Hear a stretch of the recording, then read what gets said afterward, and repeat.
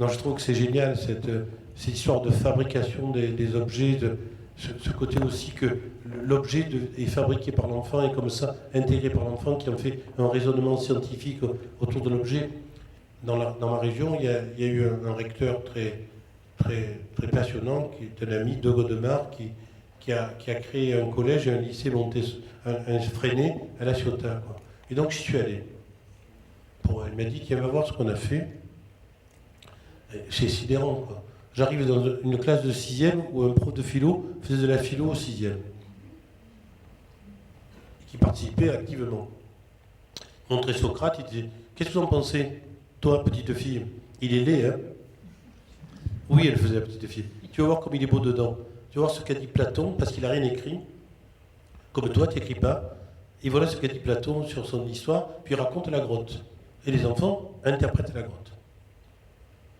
Et ça, c'est à la base d'une réforme de la philo en France. Il faut commencer en 3e pour discuter, en seconde commencer à lire, en première commencer le rédac, et en terminale avoir l'épreuve. Pas en une année faire ce qu'on fait. Bon. Ça, c'est le premier point. Après ça, je change de registre et je vois des gosses de 3e qui vont faire de l'anglais à des gosses de 6e. Un tuteur, les parents ne le connaissent pas, hein, un tuteur qui aide un enfant. Un aîné a mission d'aider un enfant. Et puis après, je vois un groupe d'enfants qui proposent à l'enseignant un exposé qu'ils ont fait de manière coopérative. Je suis sorti sur le port de La Ciotat, je tournoyais de bonheur, quoi. Mais ça, c'est possible n'importe où. C'est possible n'importe où, à condition qu'on sorte du carcan des programmes, de l'inspection. Il n'y a pas à faire de l'école un élitisme qui serait une exclusion d'autrui, quoi. Finalement, l'école, ça te permet d'apprendre que l'autre, il n'est pas comme toi. Et donc, c'est ça qui compte. C'est pas prédictif. L'école, c'est une ouverture pour le monde. C'est pas une prédiction.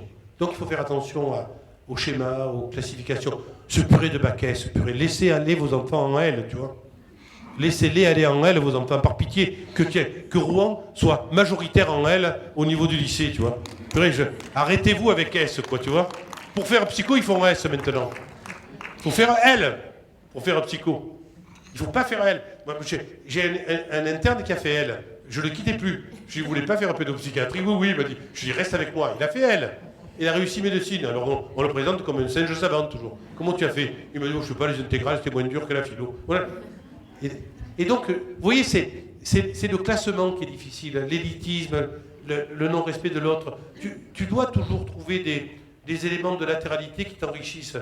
Et donc, c'est ce sorte de qualité de contact, de repérage, qui est le travail vraiment des enseignants. De repérer chez l'enfant les qualités, de lui dire, et après on verra la contamination, quoi.